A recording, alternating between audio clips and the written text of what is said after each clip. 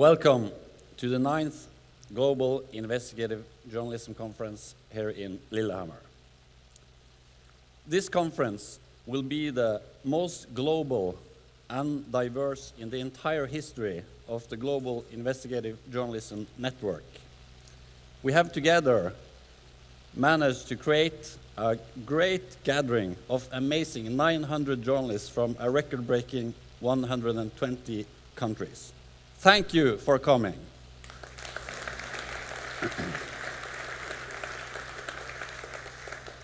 This will be 4 action-packed days with more than 160 workshops, panels, inspiring sessions where journalists from all over the world are sharing their best methods, tips and tricks. In Rio, 2 years ago, we promised not to make a Norwegian, a Scandinavian, a European investigative journalism conference. We were going to make a true global one. Our aim was to create a diverse and inspiring program with showcases of the best investigative journalism in the world. We had a big focus on facilitating a solid ground for networking between investigative reporters from all corners of the globe. From our networking headquarters, you can now book 7 to 8 free seminars for your own private networking meetings. We also decided to put you together here in this tiny Norwegian city of Lillehammer and at this hotel so that we will be crammed together as one big happy family the rest of the week. Our hope is that Lillehammer will be the starting point of many great collaborations and that this in the future will result in a wonderful series of investigative journalism projects with huge impact and changes around the globe. It has been a pure pleasure for us at Scoop and a big joy to work with and plan such a great event, where global journalists truly are lining up to share their experiences and knowledge.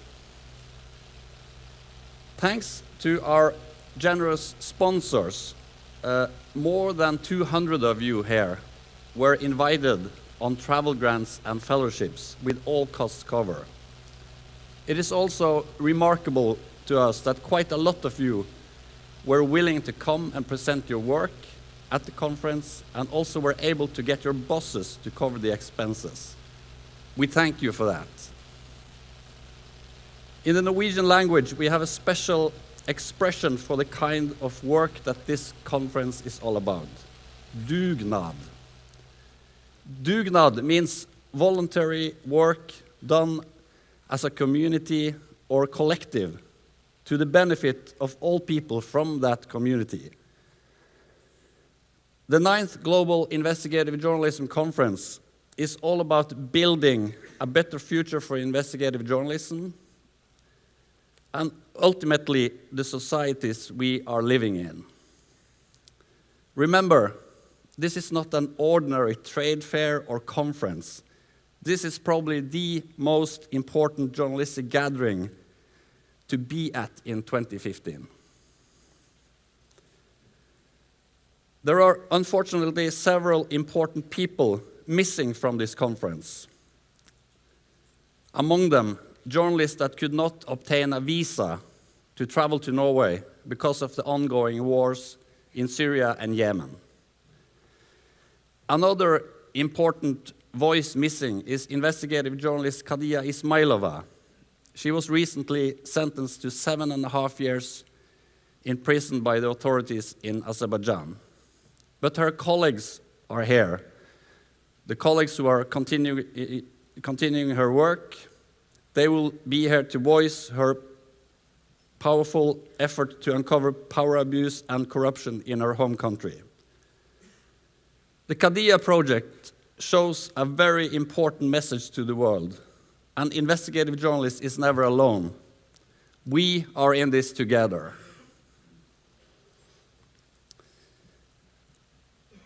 I will have some practical information. We are taking your security very serious.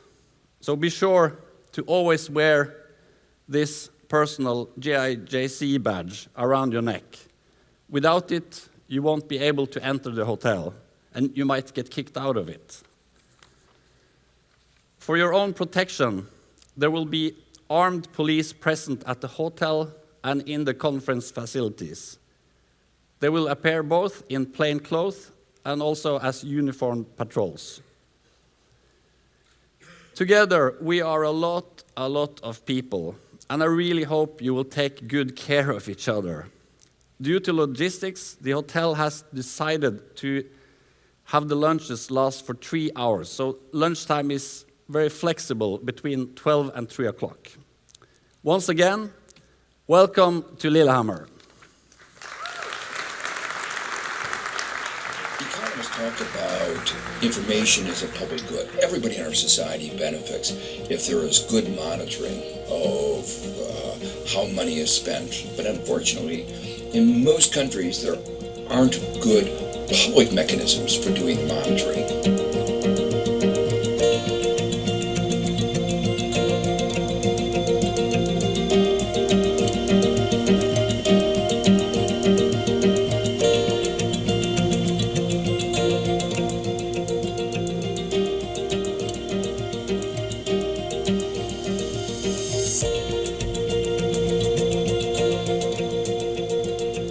Investigative journalism is absolutely essential. There are few other things you could do that are more fruitful for democracy than ensuring that people have, it's like the water supply, having a genuine uncontaminated supply of truthful information about what is really going on in people's countries. I think that's what makes democracy work. But somebody has to pay for democracy. It is not for granted. I mean, democracy is not something that falls like the rain. We try to help people. We try to achieve social equality. We try to achieve transparency and good governance, and these are basics for any society to flourish. Investigative reporting, for me, is one of the main elements in the world that can stop corruption by exposing all the politicians or business people who are involved in it. Investigative reporting is important because you need an independent press to hold powerful institutions and individuals accountable for what they do. It has a major impact, at least in the part of the world where I'm working. Most of the cases where officials were fired, where somebody was indicted and sent to jail, were because of the reporters who first did that step. And then people were outraged, and the government had no other choice but actually to do something about it. In many cases, the government just ignores stuff until it gets really bad.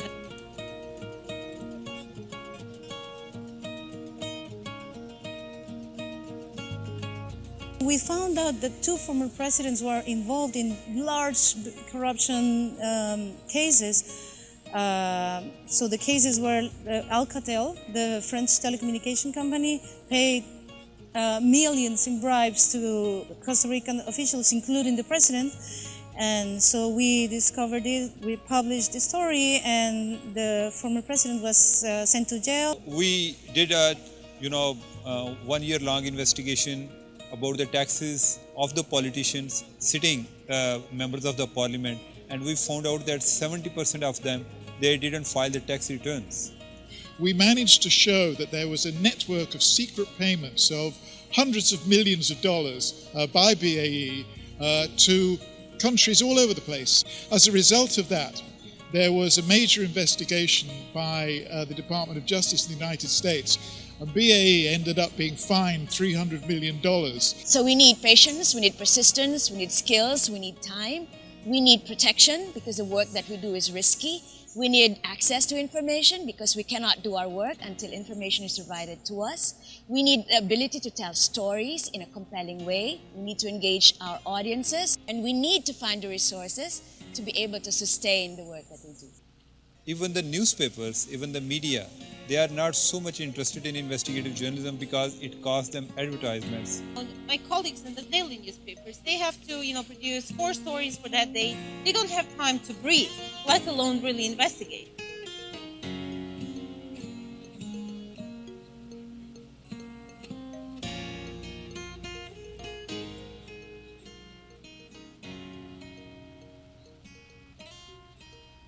So the finance is a biggest challenge, and this is one of the reasons that many of the journalists, they don't want to do it, because it involves risk, it involves money, and it involves a lot of challenges.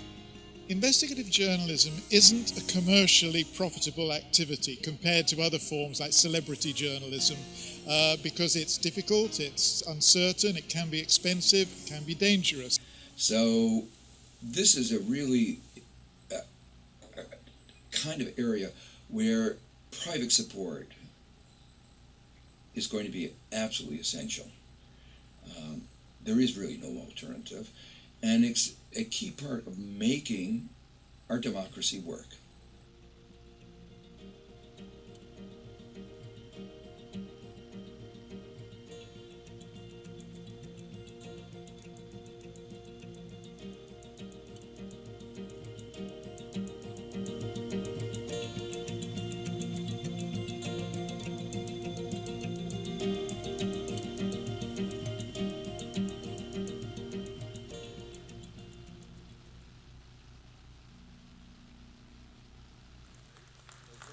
No, I'm going to go up there.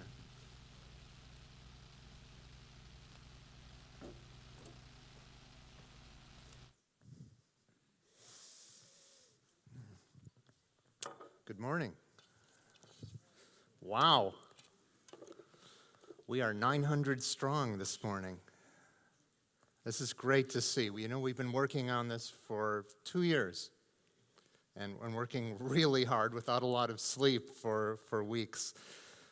So I'm going to give a lot of thank yous. Please bear with me. My name is Dave Kaplan. I'm privileged to be Executive Director of the Global Investigative Journalism Network, which is co-sponsoring with our wonderful local host Scoop this 4-day expo of muckraking. We are so glad you're here. Many of you have come from so far away, from journeys that have been 20 hours or more, from China, from India, from all over Africa. As Jan said, we have 120 countries represented. This is by far our largest contingent of journalists from different countries we've ever done. I think the way we thought about this is we're going to throw a get-together for almost 1,000 of our closest friends, so welcome. You can clap, it's okay. When the first global conference was started back in 2001, the organizers didn't know if anybody would come. You know, investigative journalists are not known for being collaborative. Well, they didn't used to be known for that. That's changing. Nils, what are you doing here? I'm documenting it. He loves close-ups. Well, I'm gonna thank you, and you're supposed to stand up, so you can't be on stage. No. Going down now. Danes, what are you gonna do with the Danes?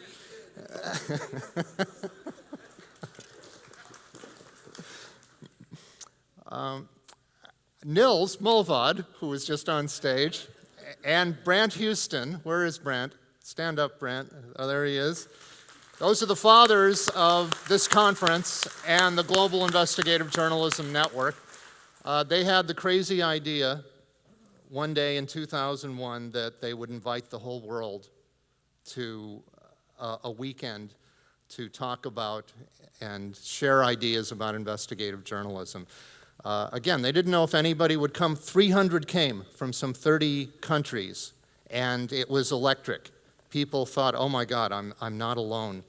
But I think even they were surprised that almost 15 years later, we would be here today, 900 strong from 120 countries. Nils told me, this is a quote, "I never imagined it would develop into what it is today. This ended up being the most important thing I've contributed in my career. We didn't know it at the time. It's just what happened." It's just what happened. We all feel that way, Nils. But of course, it didn't just happen. This took enormous work by so many of you. Since 2001, we've brought together and trained and networked almost 6,000 journalists, probably from 150 different countries. We've had 9 conferences in 7 cities on 3 continents. We trained an entire generation of investigative and data journalists, and they have gone out and literally changed the world.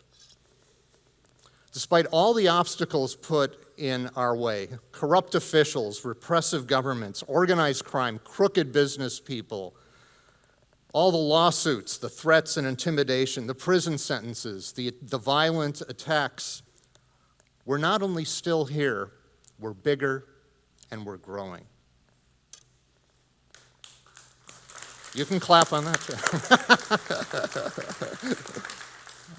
We're in fact more connected, we're better at what we do, and we're doing more hard-hitting journalism in more countries than ever before.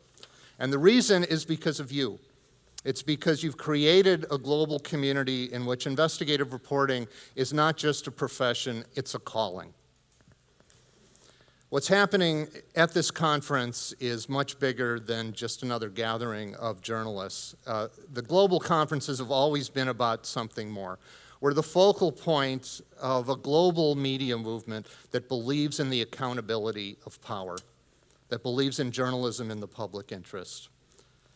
Now, events like this do not happen without hundreds of people helping. So many contributed to make these days happen that it's impossible to thank them all. But bear with me and let me run through a list of some. First, you heard me mention Brant Houston and Nils Mulvad. Thank you again, gentlemen. We would not be here without your foresight and vision. I want to say a big thank you to everybody who contributed to the previous 8 conferences, which have been enormous amounts of work. Copenhagen, Amsterdam, Toronto, Lillehammer, Geneva, Kiev, and Rio. Could we have all those organizers from past conferences just stand up for a second? It takes so much to do these conferences. You don't sleep.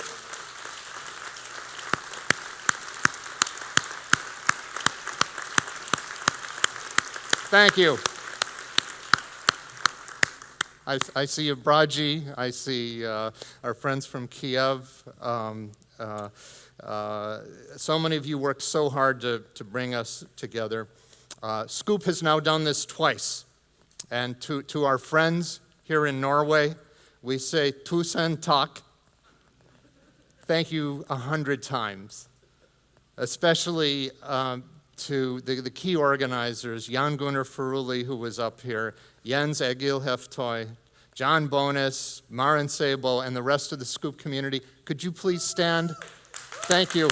John, Jan, Jens, you guys are the best.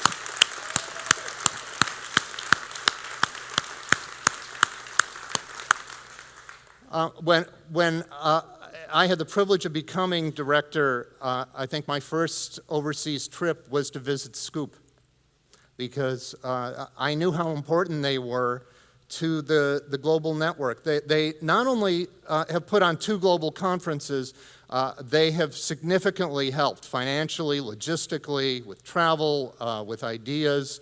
The Rio conference and the Kiev conference, really all of the conferences in some way. So we are so fortunate to have our friends here in Norway. And thank you all. Next, I want to thank GIJN's board of directors. We have 15 great journalists from 11 countries who our membership has elected to the board, and they are nearly all here. GIJN's directors, could you stand and just say hi so that people know who you are?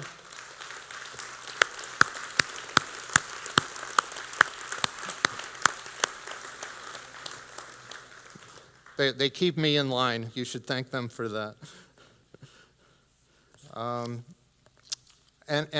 course, GIJN's work would not be possible with our great staff, most especially my deputy director, Gabriella Manuli, who's based in Budapest, Our team from Hong Kong, who edits our Chinese page and is doing great work, Wendy Zhou, Elaine Wang, our development consultant, Bridget Gallagher, Gary Price, our research director. Can you all stand real quick, GIJN? Make yourselves known so people can come and say hi.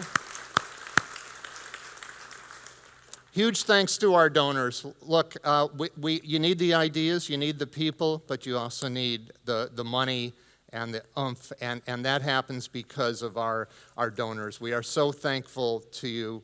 I don't know if Open Society Foundation's got a meeting. I don't know if you're in the audience, but God, thank you so much. We would not be here without you. Also, big thanks to Norway's Ministry of Foreign Affairs, to the Adesium Foundation. You've been here with us in conference after conference. We are also so grateful to the Ford Foundation. Thank you to the Logan Foundation and Frit Ord, Renaissance International, the Konrad Adenauer Stiftung, to Google. These people have been supporting us again and again. Also want to thank the Norsk Journalistig, the Schibsted Media Group, Aftenposten, Norwegian Helsinki Committee, Grid Arendal, and a special shout out to GIJN's member organizations. GIJN was founded at the second Global Conference in 2003 when Nils and Brandt saw that there were increasing demands on what was a very loose volunteer network. And they said, we need an association, some kind of network, at least a listserv, to start holding these disparate tribes together. And that was the humble beginnings of GIJN. We now have 118 nonprofit member organizations in 54 countries.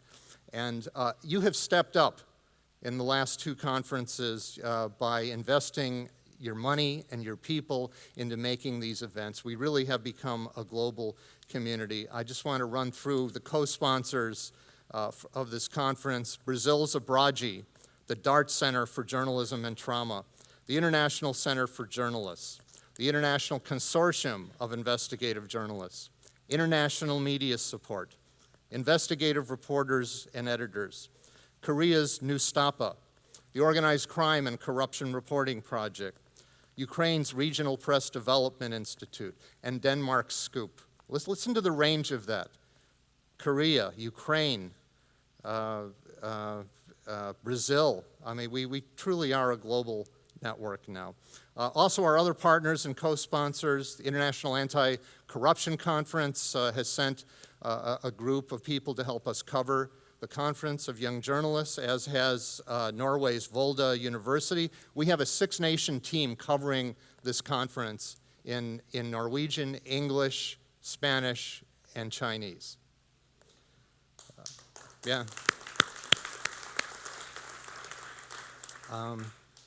Let's see if I forgot anyone. Denmark Scoop, did I mention them? UNESCO. We have so many sponsors. Finally, a big thanks to all of you. A huge thank you. We were tough this year on asking people to pay registration. We even made speakers pay if we possibly could. It wasn't very popular, and we're sorry about it.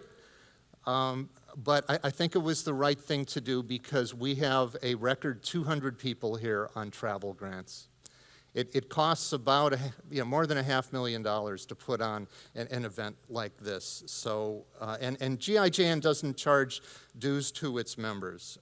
We provide our services free to investigative reporters around the world. So we needed your help to do this, and you responded. So thank you very much.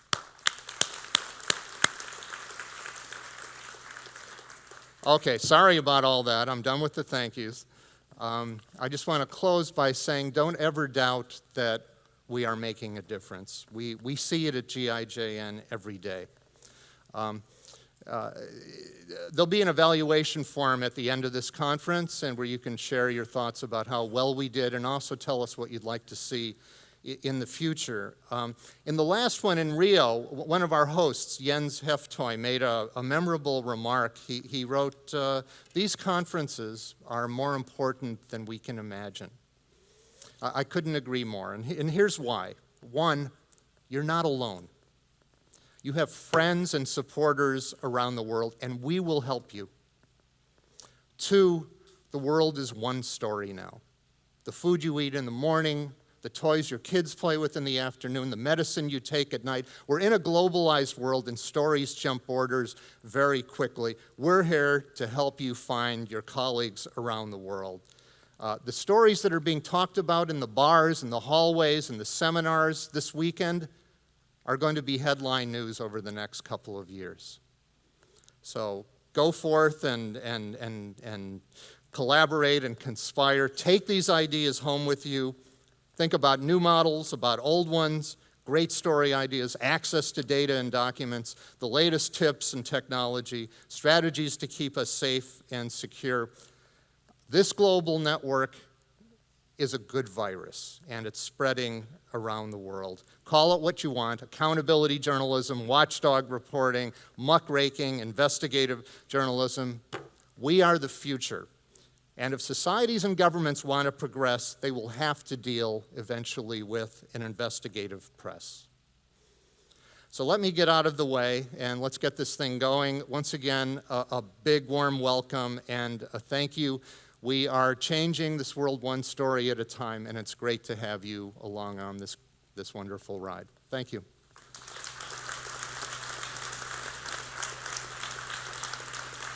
Cairo has sent 2 Al Jazeera journalists back to prison. Prison on torture charges, and he wasn't even at that trial. Mansour was stopped in Berlin on Saturday as he tried to board a flight to Qatar. This is a sham trial. Widespread crackdown on the media. Officials charged at least 22 journalists, bloggers, and publishers with criminal activities in the past year, including journalists and filmmakers.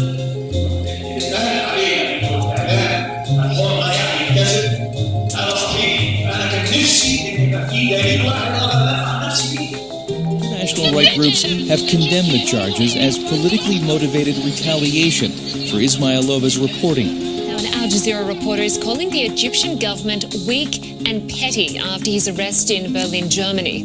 Last year, a Cairo court sentenced Ahmed Mansour to... Entering into China, a court in Beijing has sentenced a Chinese journalist convicted of leaking state secrets to 7 years in jail. The European Union has clashed with Turkey over the mass arrest on Sunday of opposition journalists for allegedly plotting to seize power. China arresting nearly 200 journalists for their reporting on Chinese stock crashing and a recent chemical blast in a factory in Tianjin. More related to that story, journalists in Kenya have always faced different threats while covering stories, but now it's becoming even more dangerous for those journalists that are based outside Nairobi County. While attempting to expose corrupt activities in counties, journalists have been beaten, arrested, and at times killed.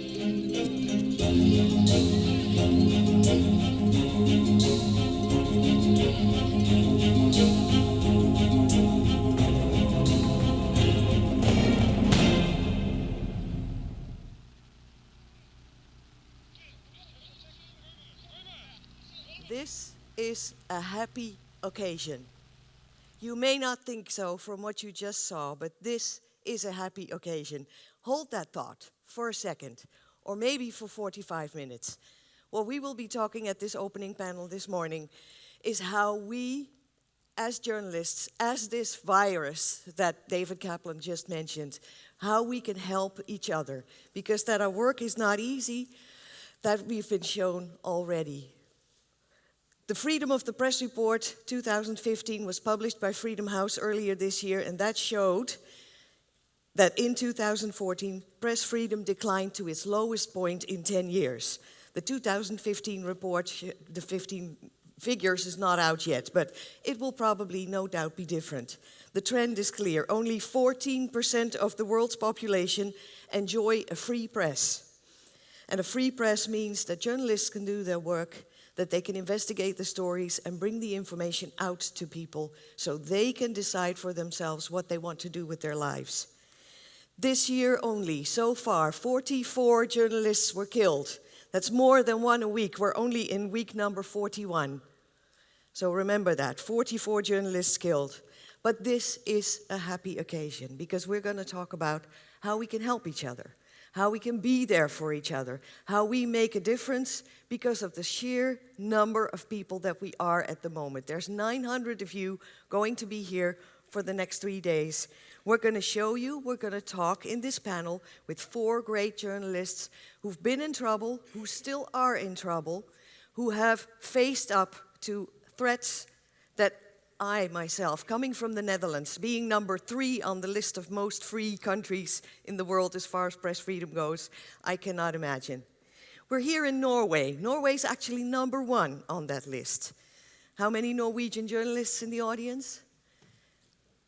Do you consider your country being free as the press goes? Yeah? You think Norway's doing okay? We can learn so much from our colleagues who are in more difficult circumstances, but also we can be there for these people who are in more difficult circumstances. We, in the free press world, have a role to play, a very important role. And we will talk about that this morning. I've gathered all these numbers on what happened over the last 2 years since we last met in Rio in 2013. We've seen decapitations of journalists. We've seen them imprisoned. We've seen them threatened. We've seen them shot. We've seen lawsuits. We've seen whistleblowers being rounded up and thrown to the wolves. We will talk about that, but we will keep our eyes open for what we can do for each other, because everyone else is already telling us that we're having a difficult job, that investigative reporting, however it helps in making the world a better place, that it's difficult. We know it's difficult because we've been there. So we will talk about the stuff that we can do to help each other. I will present to you 4 reporters. There are 5 actually in your book, but one couldn't make it. Not because he was arrested last night. Luckily, no, but personal circumstances. I will present to you 4 people who can talk about what it is like to work under stress, what it is like to be persecuted, what it is like to be sued. And they will show you that journalism is not a crime. As the Free Press Unlimited is an organization that's based in my country, in the Netherlands. They have on their website this great slogan that I would like to share with you. They say, journalists should not be the news, they should make the news. We will show you that even if journalists are the news, they are still making the news, and that we can help them do that better. Because this is a happy occasion. We are here, 900 people strong, for 3 days to learn from each other. And the first person I would like to call up here to show us what it's like to work under difficult circumstances is Drew Sullivan. I have, if I'm correct, I have a newspaper page here that we're going to pull up. There it is. This was in the news 2 days ago, 3 days ago. There he is, Drew Sullivan. And if I'm correct, I got this last night from a Serbian colleague of yours. This is saying, this man is creating chaos, right? Yes. Right. Proud to be. Proud to be, because he's fighting a special war against Serbia, because the Germans and the Russians want to keep their influence in Germany, in Serbia. Why did you make it to that cover page? Well, it's, you do the story, and you can't get rid of the story, so you destroy the messenger, and that's a very common, increasingly common thing in our part of the world. All of our reporters have been accused of everything from being a spy to having sex with dogs in one case. So wow, don't we all want that? Having sex with dogs on a regular basis. Drew Sullivan, I'll introduce you really briefly to those who do not know you. Besides that he's a great singer, hold that thought for another 2 days, he's worked almost a decade in Eastern Europe and Eurasia. That's actually the area that Freedom House has the biggest decline in press freedom over the last year. So, you're based in Bosnia-Herzegovina. You used to work for the Center for Investigative Reporting, but now you work for OCCRP, right? That's correct. And OCCRP, I always have to look at my little thing, and my arms are too short because my eyes are bad, the Organized Crime and Corruption Reporting Program. You can just call us Oh Crap. Oh, crap. All right. Oh, crap. There we go. Have a seat, please. We're here not to talk about the fact that you started your investigative reporting career at the Tennessean. Don't you think back to those days every now and then? Were they quiet? Too quiet. Too quiet. So that's why you moved abroad. The stories are wonderful. I mean, in a lot of countries, stories are about quality of life. In this part of the world, it's about life and death. Talk about the latest story, the story that you're here for, because it's featured in the magazine, but there's probably still a few details that you can talk about. Right. Hadija Ismailova is a longtime reporter. She's a regular. She came to these conferences all the time. She was in many of them. Many of you know her. She's a close colleague and friend to all of us. And she is one of the rare reporters in Azerbaijan who spoke openly about corruption of the first family, which is really, it's something that was unspoken in a lot of media. And so she was the first one to really speak out, and she talked about, she started looking at the telecom industry, she started looking at the mining industry, the banking industry, and she was first attacked in the media, government media, by calling her an Armenian, ethnic Armenian, which is a slur in Azerbaijan and could get you into a lot of trouble. And then they eventually, she was extorted. She was asked to quit her reporting. Otherwise, a tape would be shown of her having sex with her boyfriend, which in Azerbaijan is a pretty serious problem. You can still get stoned in some of these countries for that kind of behavior. And then they asked her to stop her reporting. And of course, Hadija would never stop her reporting. It was very difficult on her. It was very difficult on her family. But she continued her reporting and continued to write about the telecom industry in particular. And then you were her boss at the time, right? I was one of her editors, yeah. Did you ever ask her to leave? We talked about it. You know, we asked her. We told her we could get her out of there because it became evident she was going to be arrested.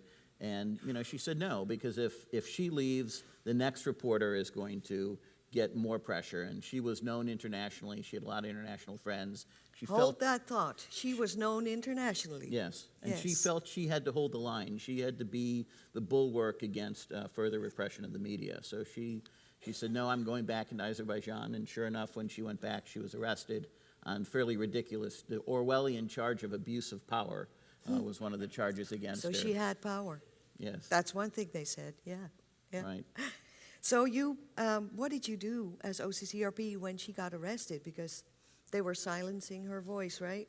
It was difficult because you think about all these things, but when it actually happens, what do you do?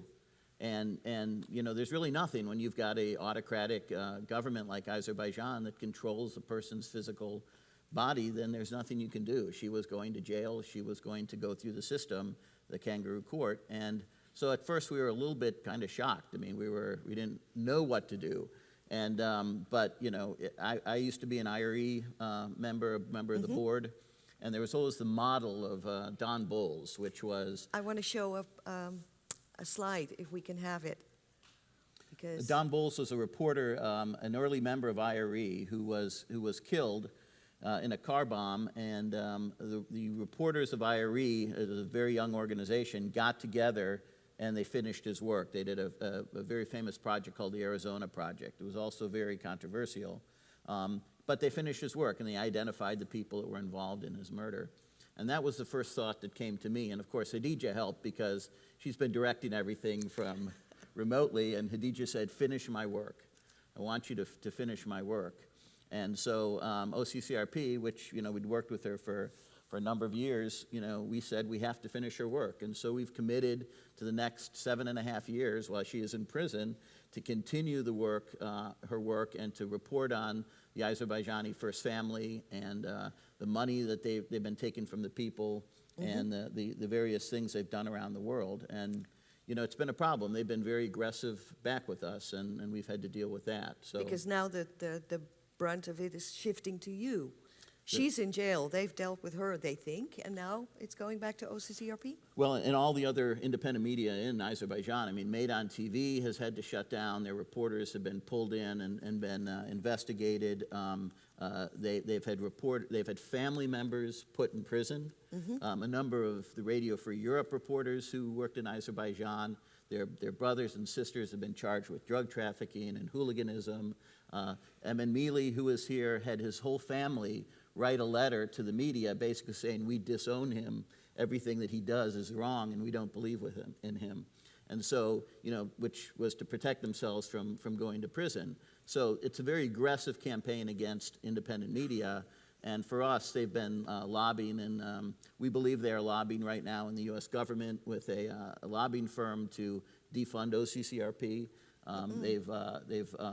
So they go after your funders. Yes, and that's a fairly typical thing. Organized crime and corrupt dictatorships go after the things that they can hurt you with. They smear our names. They do all sorts of things that are kind of designed to discourage us, and so. So how do you keep a brave face? Because this is not easy. This is the work you like to do. It's important work. How do you keep it going? Because it's the big help has been the people in this room. I mean, this has really been important. When the Khadija project started, a number of you went out and wrote stories about this. You called embassies. You talked to your members of parliament in your countries. ICIJ was very helpful during this process. Novaya Gazeta, Maidan TV did a lot of work. Radio Free Europe did a lot of work. And that really is what has made it easy, and it's made it possible to have some effect. And recently, the European Union did pass a law that censured Azerbaijan. We expect more things to happen in the EU. It's become a bigger issue in governments. So, we can't get Khadija out of prison. There's nothing we can do about it. But you have created pressure, on your various organizations and states to do something about it. Really, journalists are the only protection for other journalists. I mean, the organizations that are supposedly out to help, very little power, very little effect in what they do. They raise millions of dollars, but when your reporter goes to prison or when your reporter is threatened, it is you on the ground, that really has the only opportunity to act, and it's too late by the time other people get involved.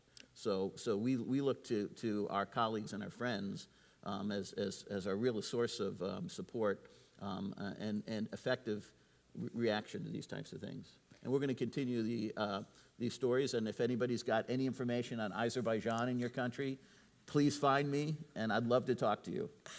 I was going to ask you, when is your conference a success, but you've already made your point. It is a success when he gets a new story out. Thank you very much, Drew. Stay on the stage with me, and we will open it up for questions a little later. The second person I would like to call up, it may not be a familiar face to a lot of people of you, but she is in England, and she definitely is in Malaysia, and she's never going to get back into it. Claire Rucastle-Brown.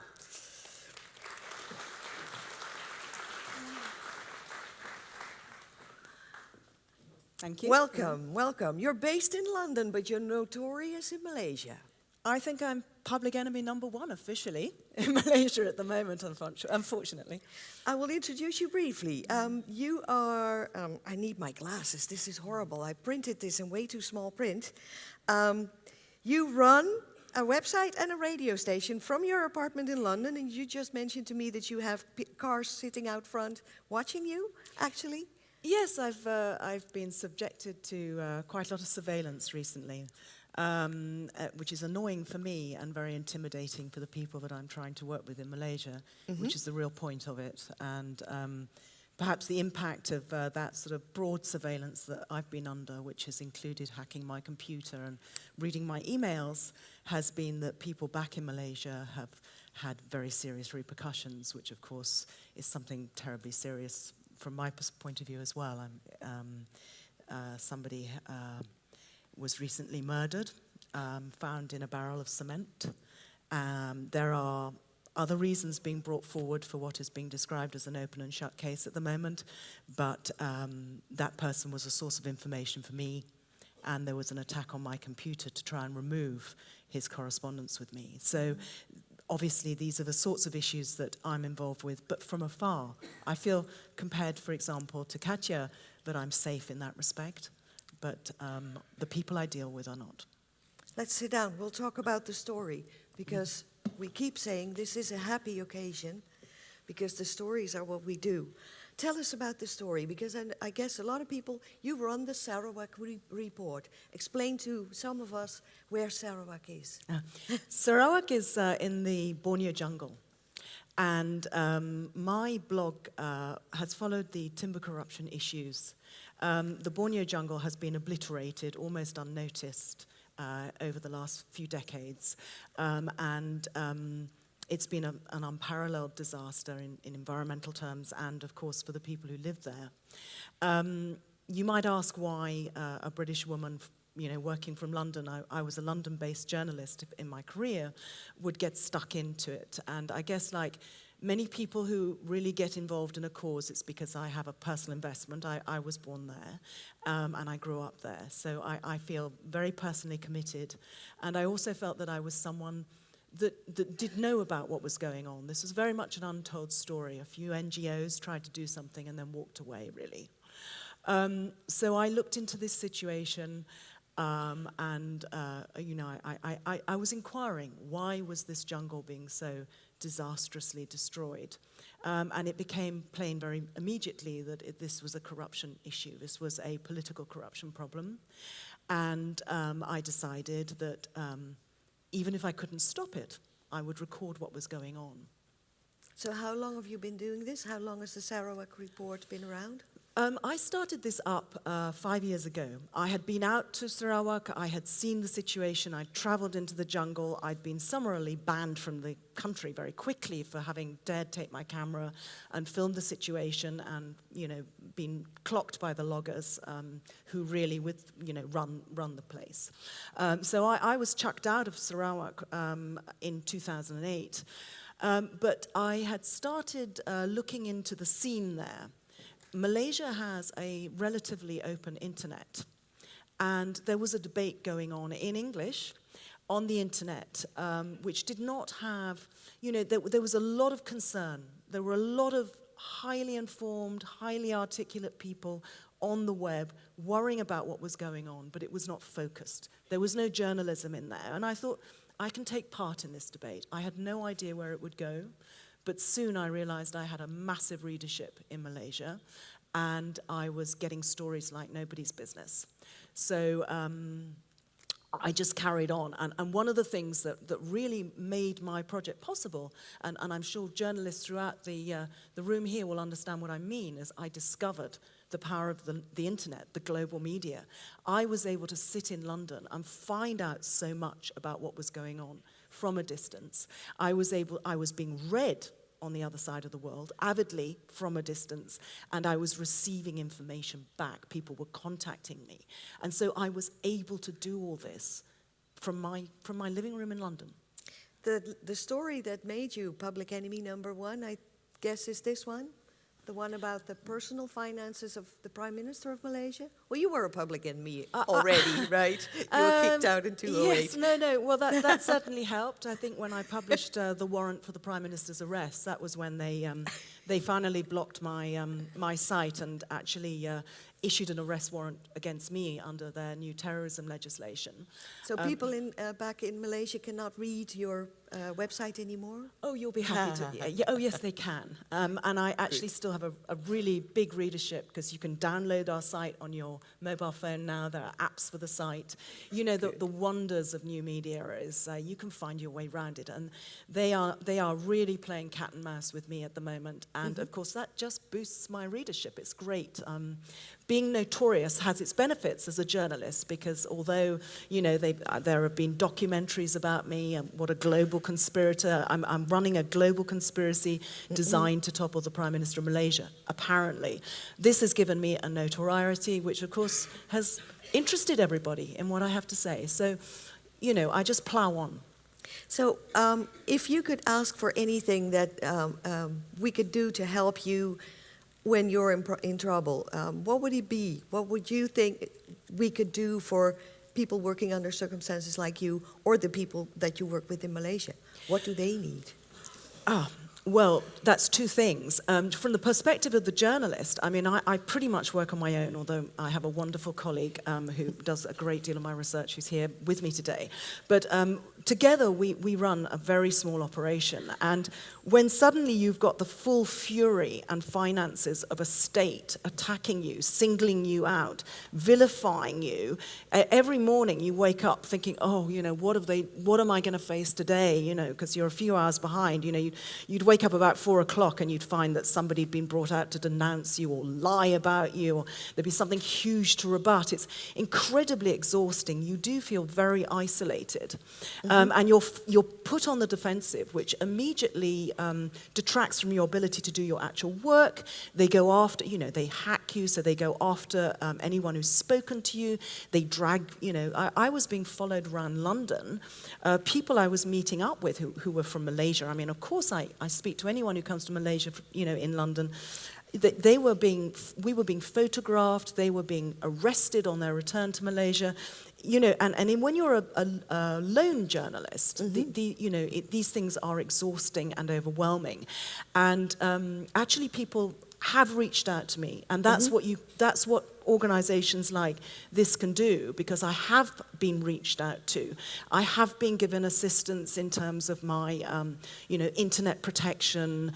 Of course, I don't have much of a budget personally to do what I do. And so, you know, any sort of help that can be channeled towards people to protect themselves, more importantly, their contacts. And of course, an Interpol alert was raised against me as a terrorist by Malaysia. I think you're probably the only one in the room. I don't know.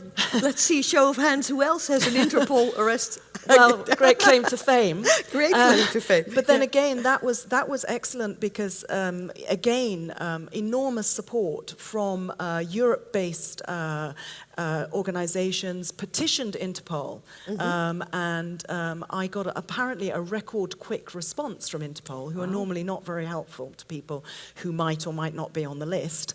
They came back and said that they had rejected Malaysia's request. Malaysia has now put in another request. They're still desperate to get me extradited under terrorism charges. But yes, that moral support, that physical support is very helpful.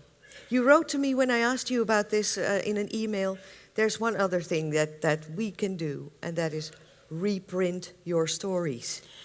Yes, getting out the stories. It often the biggest stories are the stories in the forgotten places.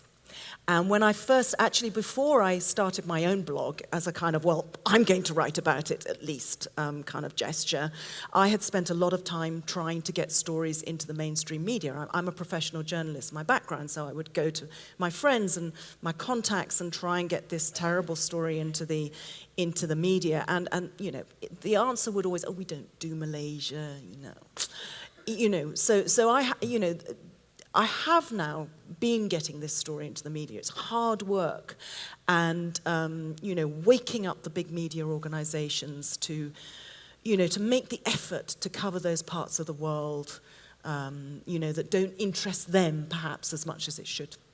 Thank you very much. Stay here on the stage with me. Clary Castle-Brown. I feel horrible for having to rush all of you because all these stories that we're going to talk about are so important. I can say, at least, that these people are going to be around for the rest of the conference. They'll be giving workshops and training sessions devoted to these projects. So it's not just that they're here on stage, but they'll be doing more during the conference. The third person that we're going to meet is from Africa, from Angola. It's Mr. Rafael Marques de Moraes.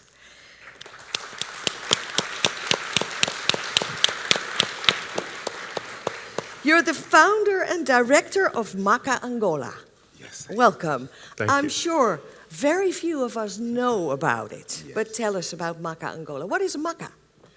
Essentially, it's a project to investigate corruption and human rights abuses in Angola, and that's what I do for most of the time. But explain the word MACA. to us. We know Angola. It's a Yes. country. We know where it is. I hope we know it. Yes, we do it. What is a maka? It means a problem that needs to be addressed, essentially in the local language.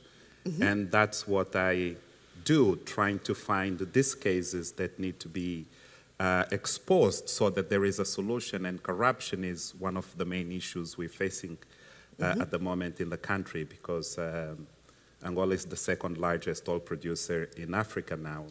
And much of those resources are just at the disposal of a very few. And so my job is to unearth it and to try to share with the public where the funds are going to. Just recently, I published a story on how the National Oil Company lent over $730 million to a few individuals in power. Wow, 700? Yes, and wrote off the debt. Okay, So basically, let's it was sit a down. On that note, 730 let's sit down, please, and talk about the story. 730 million to a few people. Yes. Wow. And essentially to build a cement factory, which involves a Danish company per se. And it's also those links that major corruption in Africa always has an international, a very strong international link, because African leaders do not plunder their countries to keep the money in their countries. It's usually to take it to Europe and to America and other places. So it's quite important to find out who the foreign partners are as well, and disclose that information. So that's what essentially... Did you have a Danish partner on this story? I didn't have a Danish partner. Would you like one? Oh, yes, They're absolutely. in the audience. Find him. It's the largest cement company in the Netherlands, so it will interest my Danish colleagues. Absolutely. So, but this story didn't go without repercussions for you yourself. Are you an enemy of the state #1 as well? Because I'd like to collect them. I want to have the whole set. Just days ago, my government submitted a letter to the European Parliament because of a voting that was passed condemning Angola for its human rights record. And it singles me out as the crusader who's always been trying to overthrow the government. So wow. in that case, it's similar. And I'm a convicted felon. As I speak to you, I was convicted last May. Of what? 6 months in prison, in a kangaroo court as well, no witnesses, no cross-examination, for exposing human rights abuses in the diamond areas. But what is important, again, it's the solidarity that I have had the privilege to receive from media organizations, from governments and others, is what is keeping me able to still travel and continue to do my work. Can you still go back to Angola? Yes, I'm going back because at some point, and just hearing the inspiring story of Kadia, at some point we really have to hold our ground there and ensure that these bad politicians, these crooks, understand that there is a time in which they're the ones who are going to lose, because we cannot always be on the run for doing the right thing, you know. At some point we must hold our line very firmly. Some people would just call you crazy and say, you know, if you get killed or get locked up, well, so goes the story as well. There goes the story. The cost of not doing anything, of running, is much higher.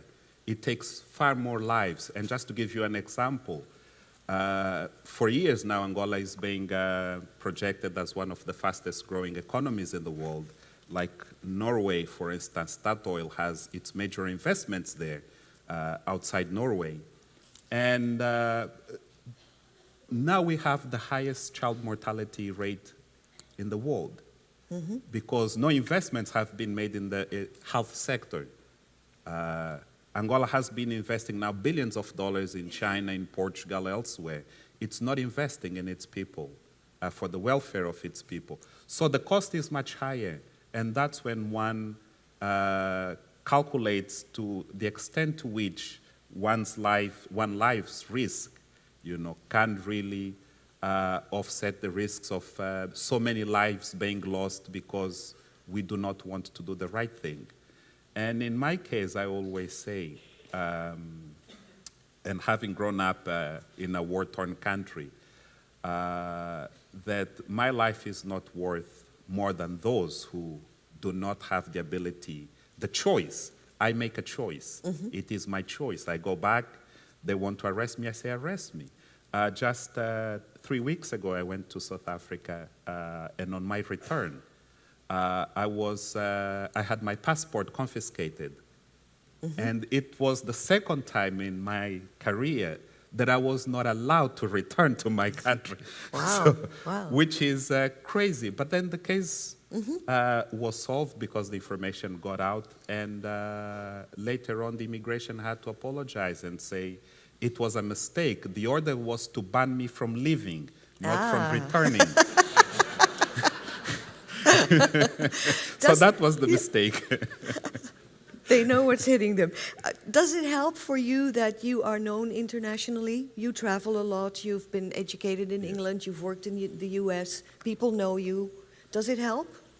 It helps, but as we've seen with bad guys, at some point they don't care. What is really important is how do you build a network of information, of solidarity, that shows to these individuals that they're not stronger than you, you know. Yeah. It's a measure of strength, and it's a measure of will, and that's where it's important, why it's important to hold the line and really take the fight back to them.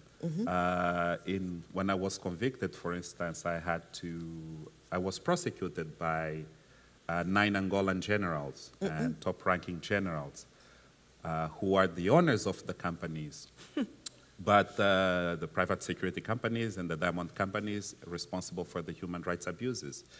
And they started asking for 12 years in prison and $2.5 million in damages. And then on the first day of the trial, I had bodyguards from the very same generals coming to greet me and wishing me well and strength. And so that's when I realized that I had done my job very well. And so when the general said, okay, we want to speak to you, I said, sure, let's speak. Even though I was convicted, it was quite important also for them to understand that no matter how much strength I had shown to them, it was also important to show them some humility and that they could have their Pyrrhic victory by convicting me in a mock trial and let me go so we can... So you can still do your work. Yes. Yeah, yeah. I noticed from all three of you, you work basically through the internet. Yes. That no regular media would pick up on stories like this, or how important is it to all three of you working on the internet, through the internet? Certainly in Malaysia, the regular media is highly controlled. The internet has provided a window, and in fact, in a couple of weeks' time, they are planning to bring in controls of the internet because they've discovered that that's been a bit of a window. I hope that they're prevented from bringing too many controls over the internet. There are excellent online media outlets in Malaysia which have transformed the democratic potential of the country. So I suspect that's the reason why you use the internet too. Yes. Essentially, I was banned from the mainstream media. I used to contribute to a weekly newspaper which was taken over by proxy companies set up by the state security. And that's when I realized that the media, the internet, provides us low-cost solutions. And so, and my readership has just grown way more than all the private papers combined. So in that case, it's quite important. Do we need more training, Drew, in working through the internet? Because that's what we do at conferences like this, right? Yeah, it is, and increasingly in these countries, I mean, we distribute through major news organizations, but, you know, as well, but it becomes increasingly difficult to do that, and as media is increasingly owned by the power structures, political elite, you'll find in some places it's impossible to get the word out. But social networks, the use of social media is especially important. Azerbaijan is a good example. Facebook is universal. Yeah. And so that's where a lot of the news gets out that wouldn't get out other places. So journalists do have to know, they have to understand what tools are available to them and use these other tools along with their journalism The sites. general tools, yeah. We'll bring up one more person who works through the internet as well. You will not be surprised. Marcela Turati. She is from Mexico. Give her a hand.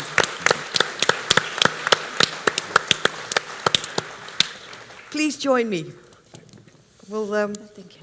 I'll introduce you briefly because I saw you a couple of years ago at an IRE conference, but maybe most of the people here not. You made an impressive plea then to the journalists in the US to not forget their colleagues across the border in Mexico. Tell us a little bit about the initiative that you run, because Mexico is, I think, still one of the deadliest places for journalists to work. What is the situation in Mexico? Yes, first, thank you for inviting me. Okay, Mexico is always listed among the most dangerous countries in the world. We have like 100 journalists killed or disappeared since 2000. Wow. And I think that since 2008, we have the most of the killings and disappear. We have many journalists who have to run away to look for asylum or refugee, and thousands who live threatened by the drug traffickers or by the government, who almost always they are linked. They work together. So the narco-politicians are treating journalists. So we have in a really bad time now in Mexico. And in 2007, you decided there has to be something else. We are going to do something. Tell us. Okay. I founded with another colleagues a network, and we call Periodistas de a pie. It's up there, Yes. so they can see it. It's a website and a network. It's a network. This is just the web page. And first, it was just for us to learn about how to cover poverty, because we were just social journalists who cover poverty and things like that. But since 2008, the reality changed and changed too fast. And we were making trainings about chronic and, I don't know, the different issues. But to the trainings arrived many journalists who were in trouble and who were afraid, and they were threatened. So we start thinking, what can we do? And we start giving the first trainings about the physical security, the protocols to do dangerous investigations, then to keep emotionally safe and mentally, because it's really stressful and it's really difficult, and how to interview people, the victims for a massacre, something, things like that. Then, when most journalists were killed, we start doing protests and many kinds of strategies to visibilize the problem and to protest, to looking for justice. And at the end, the last years, we are trying to help another journalist, local journalists, that they create their own organizations and they self-defend. They do a better journalist, but do together. They make the investigations collective and collaboratives as a way to do it, to do a better job. So you basically say education, being well trained, learn how to protect yourself, and be a network, be stronger than one. Yes, yes. Yes. And the solidarity is one of the most important things that we do. What, if you could make a wish, what would you wish for your organization to make it even better and make it stronger?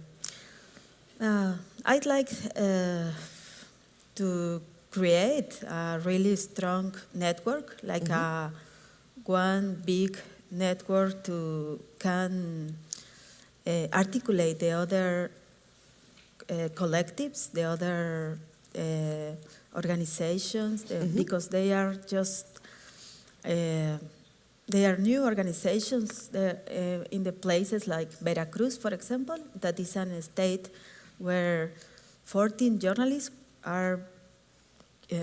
were killed in 3 years, and they have 3 disappeared too, and they are like really Those are scared. numbers that are just astounding. Yes. 14 journalists killed in a small city. Yes, and they are really scared, and they are organizing, and we want like help them to get strong and to, I don't know, to create a big umbrella to protect among us, to protect and to put pressure to the government to do something, because the impunity is the cause of everything, because nobody is in the jail for these crimes. What would your colleagues be able to do for you, the colleagues who are here? Come to you and train? For example, yes, we need a lot of train, and we need solidarity, put pressure to the government, and investigate in all your countries, all the mafia links, Mexican mafia links, because that's the fuel of the problem, That's the origin. Yeah. So. Thank you very much. I feel like I do you terribly injustice by just having you talk briefly about your stories, but I want to open it up for questions, if there are questions in the audience. I believe I've been told that there are 2 microphones. We are being live streamed, so we would like to have the microphones out here. I have a question up here from a lady, but she's waiting for a microphone. Can we have a microphone up here to the lady? I have a question over there as well, but I'll start with you up here. And just tell us who you are and whom your question is for, and we have some time for questions. Hello, my name is Caroline Stern. I'm from Germany. I work for Axel Springer. And I'd just like to know, how do you protect your families? How do you protect your families? I would like to have 1 or 2 sentences from all of you. From all of you. Okay. We'll start with Marcella. How do you protect your family? I don't know. I don't have answer. Don't say you don't have a family, because you do. No, I don't have an answer. I publish my stories, and they are afraid. But what can I do? Nothing. Do you have a tip for her, what she can do, Rafael? Absolutely not. Probably you asked the most difficult question. I think it's a very private matter. It's just something you have to learn how to deal with privately. Because again, it's the family. It matters more than our own life. So I would just say it's a very private matter. Okay, Claire.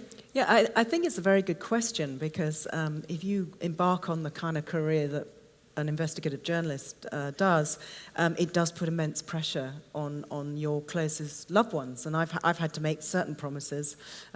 Promise number 1 being I absolutely won't go back to Malaysia. But yes, I've got 2 beautiful, tall, strapping sons, and my 20-year-old collared me the other day and said, "Mum, it's all very well, but I'm getting a bit frightened, actually."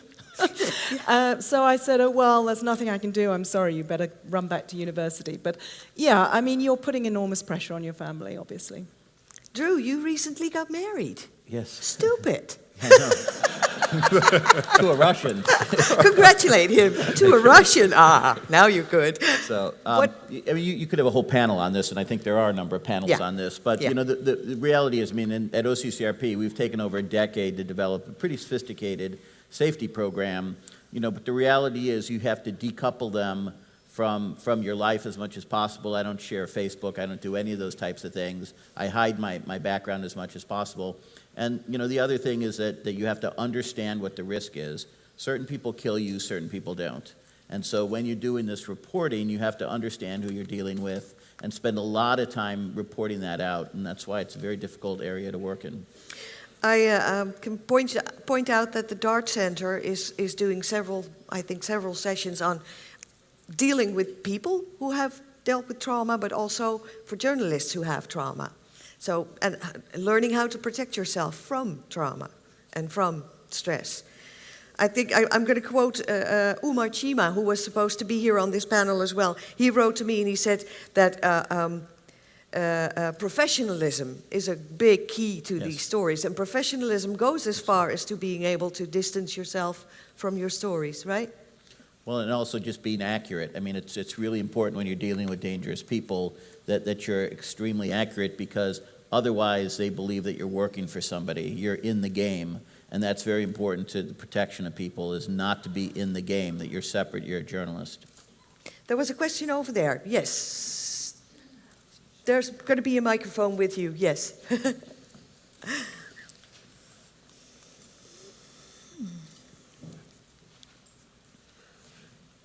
Hi, Catherine Eben with Fortune magazine in New York. The question I had really for everybody on the panel is, I'd like to know a little bit about the impact of your reporting and how you would assess what the impact is in putting it out over the internet, you know, beyond just getting a lot of readership, what that impact is versus if you were to put out your work in a more sort of conventional or old school format. Okay, we'll go the other way around. We'll start with Drew. Impact of our work, pretty easy. $2.5 billion has been frozen. $2.5 billion has been frozen or seized by governments because of our work. 80 arrests, 10 politicians, including the prime minister, resigned. 1,300 companies closed. International censure against countries. You can have tremendous impact, even if you're a small internet site, depending on the topic that you're writing about. We publish through major media. We're like an investigative wire service, which a lot of small nonprofit organizations become, so that when they do an important story, it does get that reach and go in large international media. Yes, I can echo that. A lot of my time now is involved with actually talking to bigger news outlets, who have started coming to me to say, Claire, actually we were a bit late on picking up on this story, but we really want to cover it now. And you feel the snowballing effect. And so with the story that I've got going on Malaysia, I would say that I have transformed the narrative on Malaysia. There is a completely different attitude towards that country, rightly so in terms of its human rights and corruption perspectives. There are investigations, now officially taking place in a number of countries. But I think there's also there's an impact on the people within Malaysia. I mean, I've had literally thousands of supportive comments over the past few weeks, and you've informed them. They always knew there was a massive problem with corruption in the country, but with the total control of the media, they don't know about it until the facts are laid out.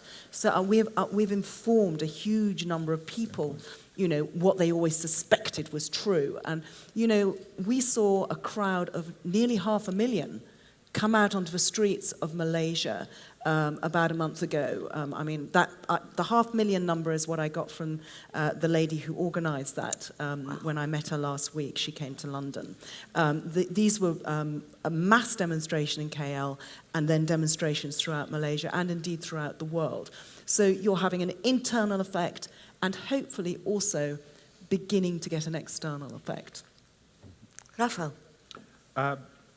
My website is bilingual, and one of the stories I published in 2010 resulted in investigations of an American U.S. oil company, Cobalt, for its dealings in Angola with corrupt generals and members of the presidential inner circle, to the extent that the government officials who were in partnership with this company had to sell their stakes in the oil blocks, which were acquired illegally. And also, Cobalt itself has been subjected to several investigations in the US. There was also a case I reported a few years ago about Mercedes-Benz having a joint venture with the top Angolan general to build an assembly plant in the country and to sell cars to the presidency. I also exposed that story, and as a result of that, I learned later on that Mercedes pulled out of the deal. And so there are a number of stories. I was the first one to raise the issue of Banco Espírito Santo in Portugal before it collapsed, and how its operations in Angola were just money laundering schemes, and I presented evidence on that. I even testified before the Portuguese judiciary authorities, and a few years later, it all came to be exposed and the bank collapsed. Wow. Did you have a hand in the banking crisis globally? Absolutely. Marcella. Yes. First, to the first question, I was thinking that sometimes I don't sign my articles to protect my family, backing to the other question, and I do collective investigations or wait many times to publish my investigations. But You're not talking about self-censorship, are you? No, you just don't sign them with your name. Yes. Sign, yes. Yeah. Okay. And wait, sometimes months, to publish in All Mexico. right. And in the other question, the impact of our work as periodistas de a pie, we see little change. We see that more people are concerned and worried about the situation in Mexico.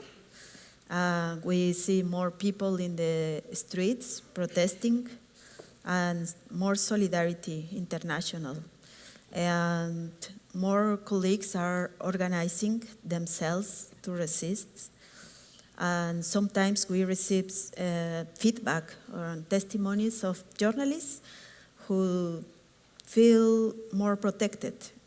They say one day one reporter came and said that thanks to our protest in Mexico against the last killing, he saved his life because he was kidnapped and they almost killed him. But the hitman told that he is alive because there are many protests in the streets against the... So protesting helps. Yes. So would, for instance, other people writing about your organization help as well? Yes. Yeah? Not about the organization, but about the about situation. the work that you do, yes. Yes, about the whole situation, because there are many journalists in danger now in Mexico and facing problems. No? So if some of you are still looking for a story to take home with you that you can publish about this gathering or this conference, there are plenty of people here who have these wonderful stories to tell you and show how their work matters, because that's the most important message we want to get across, I guess, this morning. This work matters, right? We make a difference. We have a coffee break coming up for you. Don't leave yet, because we have one more important thing to do. But first, I would like to really thank you, and I'm sorry again for not being able to give you more time. Keep up the good work. Please do so. Stay with me on the stage, please. Stay with me on the stage, for we have one final thing to do. I have a slide coming up. As we've mentioned here this morning many times, many of the attacks on journalists go unreported because we don't like to report about ourselves, and they go underreported. We've also heard today that publicity for these cases makes a difference. governments don't like being talked about this way. You know, oh, they're locking up journalists. Oh, they're doing this and that.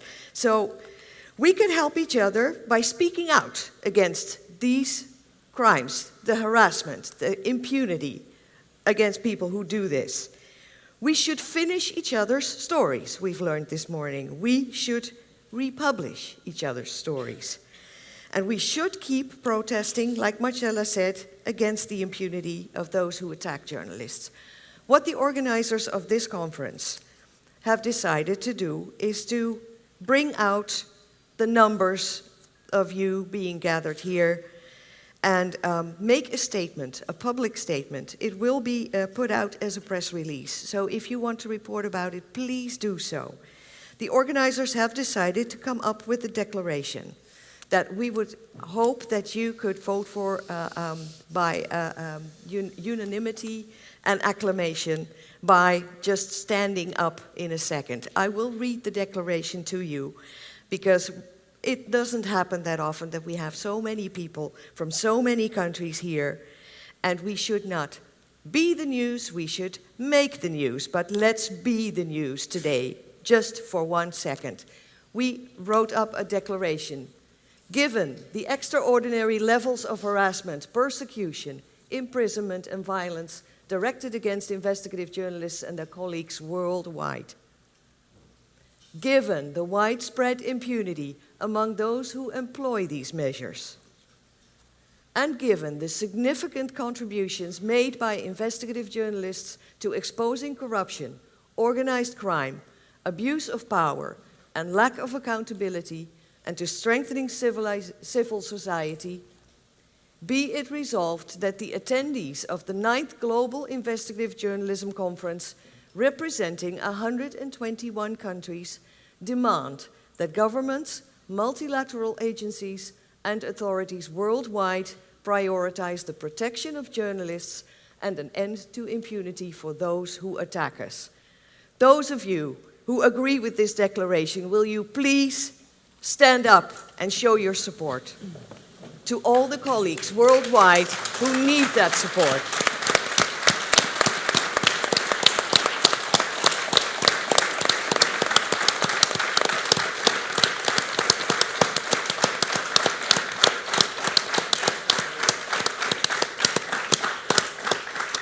To all the Khadijas of our profession, keep up the good work. You have 3 days to go, full of training sessions, workshops, and each other. We've known solidarity and international contacts are the world to us. This is a happy occasion.